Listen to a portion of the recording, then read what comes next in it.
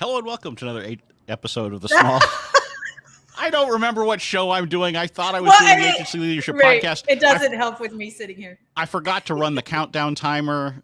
See, so some of you are probably picking this up literally in the middle of my sentence, and for that, I apologize because, the way when you go live with the different networks, they kind of are slow to get the recording started sometimes. So it is what it is.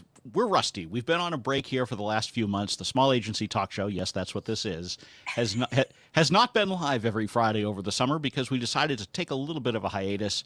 But it's after Labor Day here in the U.S., so it's time to get restarted. And I have back with me Gini Dietrich of Spin Sucks, the co-host of the Agency Leadership Podcast, which is why I was confused at the beginning and started introducing this as the Agency Leadership Podcast. So, very funny. In retrospect, probably should have scheduled a different co-host for this episode so that I would be a little bit less confused. Or, this just makes it more entertaining. It could.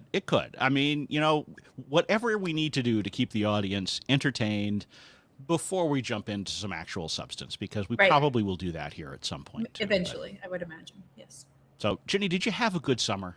I did have a good summer. Did you? I mean, it's fine. I know. It's actually kind of disappointing in the summertime for me because we don't have any school sports, and I do sports photography. So, I sit around at night saying, what should I do? But you did start portraits. I did start doing portraits too, yes. Yeah, so that helped fill up some of the days. That helps fill up some of the time. It does. And you're very good at it. I hate to compliment you, but you are very good at it. Well, we'll end that here shortly enough when we start getting into the substance of today's episode, I'm sure. So. Yeah, I won't. That's the last compliment you get. I'm not used to doing a show with you without having voices in the background. Oh, I know. Or like appearances, or Yes, special appearances. Yep, it's great. It's amazing. Really haven't seen the hamster in a while. The hamster still doing okay? Or I actually thought about bringing the hamster today just in case. But she's fine. She's over there. Okay. She's totally fine. I could go get her if you want. No, I'm good. All right. So now that we've, driven away all of our listeners, why don't we actually think about some substance? What should we talk about this week, Ginny? In the Spin Sucks community, somebody asked if anybody had taken a sabbatical from their agency, and not just like 2 weeks off or a month off. They were thinking about 6 months off. And I think his reasoning was he's not super passionate about the work anymore, and he's not super passionate about growing the agency anymore. So he wanted to take a significant amount of time off from the agency work to really figure out if it's something that he wants to continue doing, reignite his passion, or move on to, try to sell the business and move on to something else. And through that, there was a good discussion, but I don't think there was any kind of conclusion on how to do that. And Jill Manti commented, "Ask Chip Griffin." And I was like, well, that's a great subject. So there you go. Yes, and that's very much, I think Jill's suggestion is very much in the do as I say, not as I do, because I can't even recall the last time you took a day off. a day off from any of my businesses. But it's purely by choice.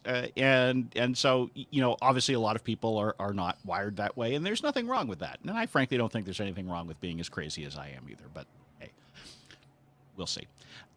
So I think a lot of agency owners struggle with the idea of taking just that single day off. So, some folks I work with struggle with taking an afternoon off because they're afraid what might happen. Right. And it's a combination of fear of missing out and lack of confidence in the ability of the trains to run on time if they're not there to keep an eye on it. So I think thinking about how you can take a day, a week, a month, 6 months, a year off is something that agency owners should be thinking about, and you should be setting yourself up for that because, frankly, we all do need to take that time off. And I joke about it, but I do take time off from time to time. I may not take an entirety of a day, and I think that's part of what goes into this calculation of figuring out how you take time away from your agency. Look, if it's a small agency, you can't really do a traditional, completely gone away sabbatical for 6 months or a year. Right. You just can't. I mean, because there are some documents you may have to sign because you may be the only authorized signer for certain legal documents.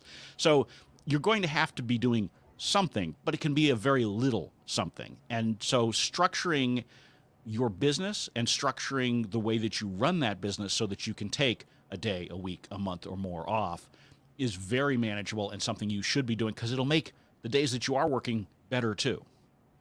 I would say also look at the cycles of the business. So every year I know that August is like it seems like the whole world is off. There's hardly any business. Clients are not in the office. We don't get any emails. Like there's nothing going on in the whole month of August. And then Labor Day hits and the stuff hits the fan literally the day after Labor Day. But look at the cycles in your business to figure that out too. So it's pretty easy for me. I didn't take all of August off, but I took some time in August off and didn't really miss anything because nothing was going on. So look at the cycles in your business to figure out, is it February? Is it the summer months? Is it, whatever it happens to be, because that will help you kind of determine when the best time to take time off is as well. Yeah. And I would say, frankly, start by taking a day off. Just pick a random day. A random day. I mean, obviously one where you don't already know that you have a client event or announcement or something like that. Yeah. But just please, just circle a day on your calendar and say, I'm not coming in this day, and see what happens. And my guess is you're going to be surprised by how little you were actually needed that day. It's actually going to be okay. It's going to be okay. Yep. And so, take those baby steps. And so figure out how you can take that one day off in a way where you're not checking your iPhone every 15 seconds and see what happens. And you're probably going to be okay. And frankly, even if something goes amiss, you're not going to destroy your business. Right. There's virtually nothing that you can do by taking a day off that will completely end your business as you know it. Right. You might have to clean up for a day or two afterwards, but yeah. Even if you took a month off, you can't destroy your business. It's probably you can come closer, probably. I think a month is probably. 6 months for sure you could, but I don't know. A month, it depends on how deeply into the day-to-day client service you are. Fair, that's fair. If you are the person who is shouldering the burden of actually executing on a daily basis, then I think you could kill your business if you walked away for a month, because clients are presumably paying you for that month of work, and if you do nothing and you don't have an alternative in place, that's going to be a problem, and that's probably not going to go over too well. But look, the reality is that as an owner, whether you're a solo shop or you've got a 20-person or 200-person team, you need to be thinking about what systems are in place so when you are away, the vast majority of the work is getting done. It doesn't mean that you have to allocate every single task that you do to get done in those periods of time, because there are things that can slide for a day, a week, or a month that you just don't have to do. Sure. And so focus on the things that just can't go undone, right? If you deliver a daily report to a client and you want to take a day off, someone else has to be the one to deliver it. But you should have that person lined up anyway. You should have someone who can fill in for you. Most solos have other trusted solos they work with who can pick up the slack when they have to take time off for whatever reason, whether it's planned or frankly unplanned. Yep. And I think a lot of people have realized over the last few years that there are times when you may need to take some unplanned time off. Yep. And it seems like in the last, 3 or 4 months, everybody I know has gotten COVID who didn't get it before. Right. A lot of them have gotten it pretty bad and have had to take time off. Yeah. And so you need to be thinking about, if that happens, how do I get things done? And again, just the core things, the stuff that can't wait a week. And we oftentimes believe that our clients will freak out if we don't get right back to them that same day or the next day or whatever. As long as we're communicating with them, we have a lot more leeway, particularly if it's an unplanned one for, bereavement or illness or something like that, right? The vast majority of clients are understanding of those things. And if they're not, that's probably something you need to address separately and figure out a better class of client to have. When I got COVID, I was so sick that I was lying on the kitchen floor because I couldn't move.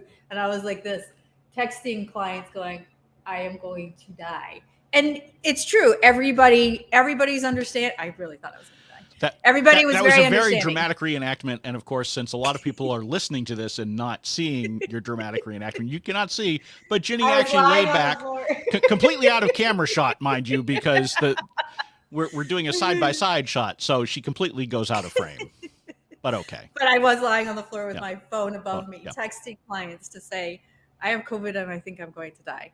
And everybody's understanding, because you're right. I think pretty much 90% of us have had, I don't think you've had it, but I think 90% of world has had it by now. And, it ranges between being really sick and not having any symptoms at all. But people are pretty understanding. So you're right. Just communicate it and be honest about it.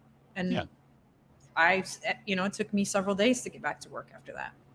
Right. And the things that allow you to take time off, because I've worked with agency owners who have been afraid to take time off, and I've worked with them to take as much as 6 months of a sabbatical off. You need to make sure you have the processes in place before you take time off so that people know how things are going to get done. How are decisions going to be made? If there's something that would normally come to you, who's going to handle that in your stead? Are there things, or not are there things, what are the things that are worth interrupting your time off for? Because you should, as a business owner, you still have to make yourself to some degree on call for absolute dire emergency type things. Right? Of course, yes. Because you don't want to be in a situation where you've delegated to somebody to handle all client issues and a client wants to cancel and they just say, okay, sure, fine. And they don't bother to tell you, and you come back a week later and find out that you no longer have a client because the person you delegated to was like, okay, sure. Whereas you would have had the opportunity to discuss with them perhaps a different path forward. Maybe it's successful, maybe it's not. Yeah. But it should be clear what that threshold is for interrupting your time off, your sabbatical, whatever it is. And if you do that, and if you are really clear about what those conditions are, and really be thoughtful about it and minimize it, make sure that you're clear with yourself that really you are the only person who can deal with it. Because we do have this, I don't know whether it's a feeling of self-importance or a lack of confidence in our team or whatever. We often believe that things have to come to us. But when you sit down and you start making that list, go through the list a second time and start crossing things off that don't really need to come to you when you're away. Yeah, we've talked about this before, and I like to do this in my business anyway, but I have 3 lists. One is things only I can do. One is things I like to do, but probably shouldn't do. And the third list are things that I do that I definitely should not do. And I keep that list updated. As I'm doing work, I look at it and go, oh, shoot, I really shouldn't, even though I really enjoy optimizing web pages, probably shouldn't be doing that. So I have to get that delegated, right? If you keep those lists updated, and continually look at the kinds of work that you're doing, it will allow you eventually to say, okay, this list, these are the things that only I can do. And when I take time off, if it's a week, if it's a month, if it's 6 months, whatever it happens to be, only I can do these things. And then you present that to your team and say, okay, these are in these instances, this is when you should contact me. Right. And I would say to you, don't have it so that anyone on your team can contact you. There should be one person, yes, who is the gatekeeper. Yes. And I would suggest that you set up a secret email address that only that person has. Smart. And that's the one that you check. Put a standard out of office on your normal email, have it reference that other person or other people if you want to say, okay, for these things, talk to so-and-so, for other things, talk to so-and-so, fine.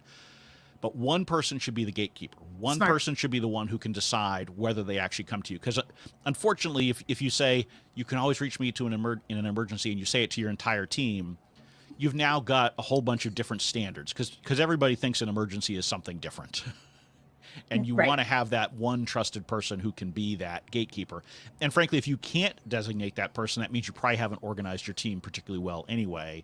Because at a minimum, you need a first among equals on the team so that, let's just say you're on an airplane going somewhere. Somebody should be able to make a quick decision to approve something or how do you handle something? Because, we all have periods where we're unavailable for at least a few hours. And if there is something critical, there should be someone else on your team who can handle it in that, even if it's just to put it into a holding pattern. Yep. Okay, so let's go back to the question in SpinSucks. So he wants to take 6 months off. He wants to figure out if he's still passionate about his business or if not, and what he wants to do. What the conditions are, when he can be reached in an emergency, what are some of the other process-oriented things that he should have in place to be able to take that time off? Yeah, so I think you need to, first of all, define what time off means to you, right? Because for me, time off means I'm not working any more than an hour a day. Okay. That's probably not everybody's definition. But for me, I'm happy to spend an hour on email in the morning, usually before my family gets up or something like that. And I can go through it. And frankly, it makes me feel better to have been able to go through it and just kind of make sure that I didn't sniff out something that maybe needed addressing. Okay. Because for me, it allows me to relax more knowing that there's not something festering. Now, that Yep. may not be you. You may not be able to go in and turn it off right after an hour, or you may not even want to do that. You may want to just stop thinking about work altogether. And so that's fine. So define what time off means to you. My suggestion, as I said, would be to have that one person who is your gatekeeper. My advice would be to have a regular call schedule with that gatekeeper so that little things can just be handled that way, so that instead of, wondering is your secret email address going to get used for something, hopefully most of it can be done by having either, a weekly or bi-weekly 30-minute check-in where it's just, hey, anything going on I need to know about? And it also gives that person, frankly, a little bit more confidence to know that they can bounce something off of you Yep. if they have to. And I think that becomes more important the longer it is. If you're taking a week off, that shouldn't be necessary. Right. But if you're taking, a month or 6 months or a year off, having some sort of regular cadence with which you talk to that person who is the gatekeeper, I think would be helpful for both sides, and frankly makes it a lot easier on that person, because you have to keep in mind, if you're running a small agency, you probably don't have a true number two. You probably don't have someone who really is generally inclined to be running the business themselves. And so you need to think about, how do you support that person? And you also have to think about, for your outside advisors that you're using, are they going to interact with that person, particularly if you're taking 6 months off? If you have a contract question, does that come to you?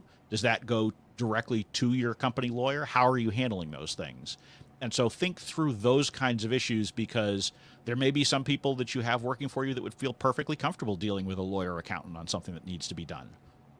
My guess is probably not. My guess is, if you're running a true small agency, that the chances are that they're not going to be comfortable with that. And so that's something that's going to have to be reserved to you. And so you need to figure out how you structure your time so that you don't spend a lot of time on it, but you still get done what needs to be done. Okay. So define your definition of time off, which is good. Determine your gatekeeper, and then determine the conditions in which the gatekeeper will work versus what needs to come to you. Yeah, and you have to live by your own rules too here, right? Right. because one of the big problems that we have is that, we just want to know how this is going. And so we just, even though we've got a gatekeeper, we drop an email to someone, further down the line, just say, hey, how's this going with, client X? And so now, we've started sucking ourselves back in. So if you set, these are the guidelines and this is what I'm doing and what I'm not doing, don't violate them yourself, because that's where the slippery slope really starts. You have to be true to yourself and keep those conditions in place so that you're not causing the problems. And do you think that this can work if you're a solopreneur and you have some trusted colleagues that can help you during that time? So, I mean, if I would say if you're a true solo who's more of a freelancer, I think it's a lot harder. Sure. Can you still do it? Yes. Could you do it for 6 months? Yeah, I think that would be hard. Yeah. I just, honestly think that if you don't have any kind of a support structure in place within your business, it's going to be a lot more challenging, unless most of the work that you do is already in partnership with other solos, right? So maybe you've got sort of what functions a little bit like an agency, even though you're all technically independent. Right, I've seen that amongst a number of solos that I've known over the years. But if you are truly a solo verging on freelancer, it's going to be hard. But if you've got contractors that do work for you, yeah, I mean, I think that's a lot more achievable. Yep. It certainly does add a layer of complexity over versus an agency that has full-time employees and that sort of thing. Sure. Okay. So let's say you have 5 employees and you have your gatekeeper. And how are you? So I will say that one of the issues that I have is massive guilt. So, saying to my team, okay, well, I'm going to take X amount of time off. I still expect a paycheck, and you don't get 6 months off, but I do, and I still get to be paid. Right. So how do you handle even just the conversation with the team so that they are willing and excited to step up while you're out, and not be disgruntled by it? Right. I mean, look, I'll be honest with you. It's a challenge. And early in my career, I was on the end of seeing owners do things that I thought were like, wow, that's great. Must be nice to be able to do that. Right. So, I mean, is it a challenge? Yeah, absolutely. I think that the way that you address it as best you can is by communicating openly. And particularly if you're going to take a longer period of time off, you need to be honest about what you're doing, why you're doing it, what you hope to accomplish from it, and why it is overall good for the business. Because I think when you start taking longer periods of time off, I think you run the risk of employees thinking, hey, this, my owner is checked out. They don't really care about the business. Right. Are we in a good place? Right. What's going on? And so in the absence of information, people will make assumptions. And so you need to make sure that you're not creating that vacuum by not being open and honest with the team. I'll also say the longer the time is that you're going to take off, the more planning and communicating that you need to do. If you're going to take a week off, you don't need to do a whole lot of it and say, hey, see you in a week. Yeah. Even a month, for the most part, I think you can get away with. I think once you start looking north of a month, that's where you really need to have a much more frank conversation. You really need to have a clear plan in place for how you're going to communicate with your team. When you're going to communicate this to your team, you don't want to just announce, hey, I'll see you in 6 months. Right? They need to know this is coming. Here's what we're doing to manage it. You also need to think about when you're going to notify clients. Right. And obviously if you are not involved in day-to-day client work, it becomes much easier. The more deeply involved in client work you are, the more you have to prepare for this transition, even if it's only temporary, so that they know what to expect and your team knows how they're going to work through the issues with the client as well. And so I think that's the trickiest. Like if you're a small agency owner, whether you've got 1 employee, 5, 10, and you're deeply involved in client service work, that's where the most planning has to be done. And it's where it becomes much more difficult for you to do it if you haven't got the right processes and planning in place.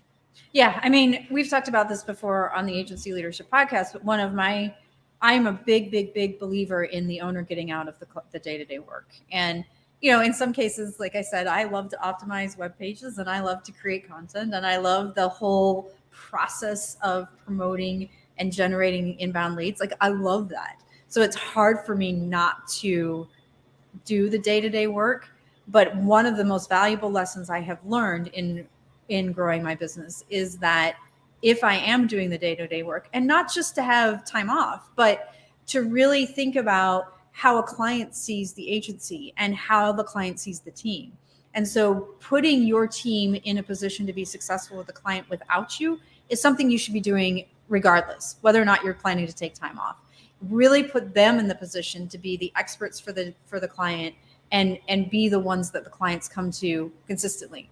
It's hard and it's a little bit of a blow to your ego sometimes, but it's the best thing for the business overall because it allows you the freedom to grow the business, focus on business development, take time off, whatever it happens to be.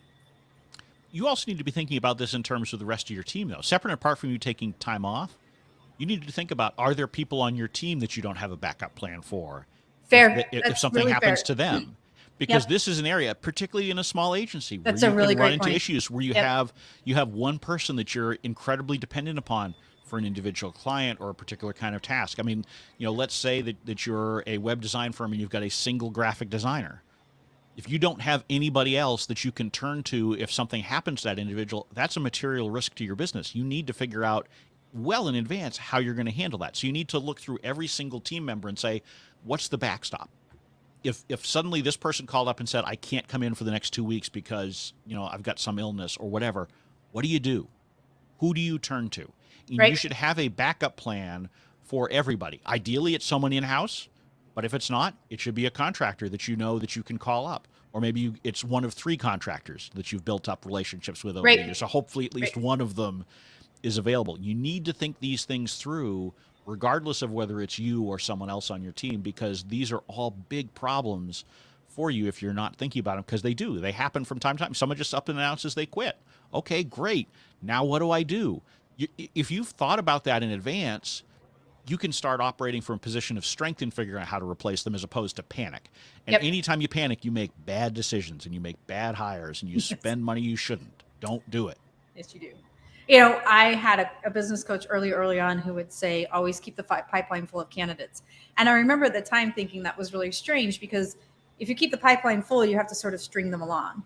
And throughout the business life cycle of my career, I've discovered that it's less about stringing them along and more about having opportunities to find work together. So in some cases, it may be a contractor, or some cases it may be somebody that I really would love to hire. We don't have the position for them right now. So maybe there's some project work we can do together that they can moonlight on, while they're still working. So there are lots of opportunities for you to keep the pipeline full of candidates so that when and it will happen. When that happens, something like that happens, you have, it's an easy way for you to get that backstop going pretty fast. Yeah, look, it's not stringing people along as long as you're honest with them. If you say, hey, look, Fair. I really like the work we've done together or whatever, or like the work that I've seen you do. I'd love to try to find a way for us to work together in the future. Let's keep talking about what opportunities there might be, right? So it's not stringing them along if you're just being honest. I don't have this opening. I don't have something specific right now, but I'd love to find one in the future.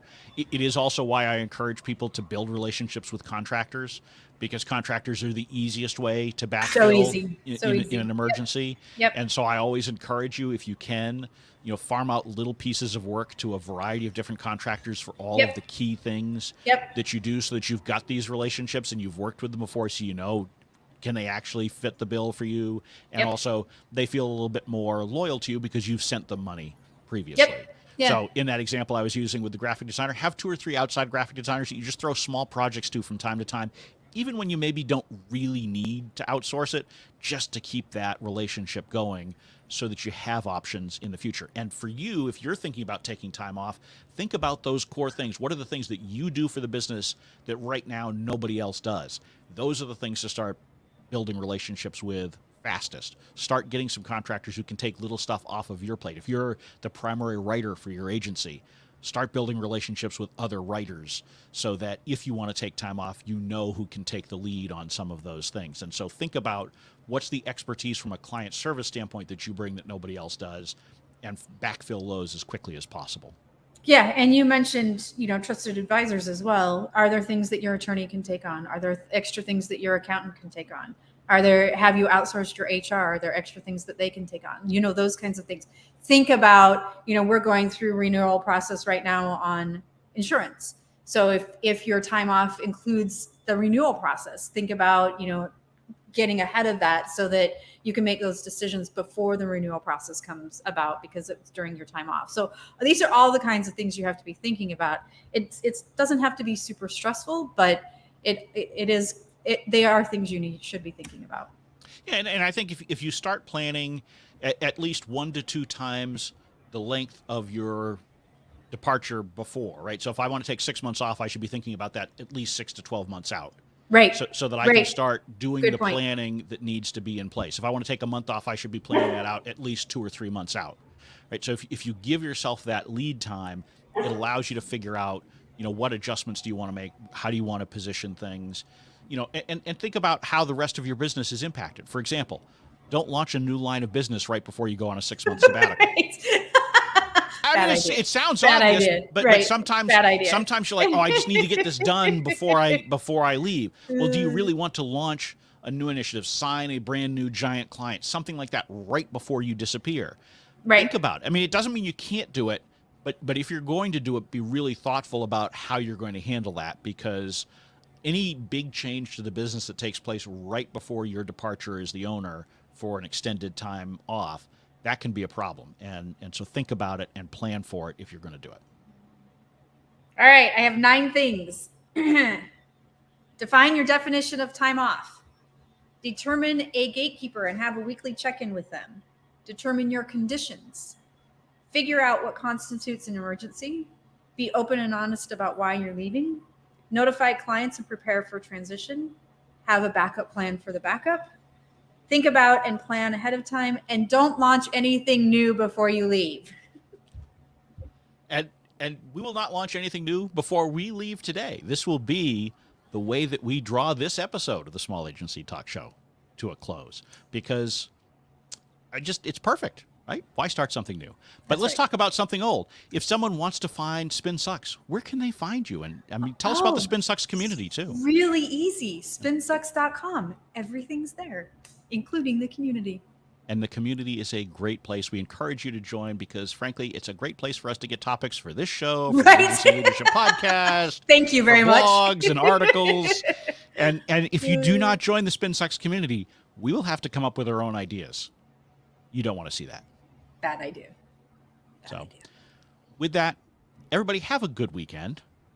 I'm going to take a week off from this show, but I'm going to be open and honest with you and tell you I'll be back next Friday. With another episode of the Small Agency Talk Show. So everybody have a great weekend. Thank you for joining us. Thank you for listening. And thank you, Gini. Thank you, Chip. All right. I'll see you on Monday. Bye now.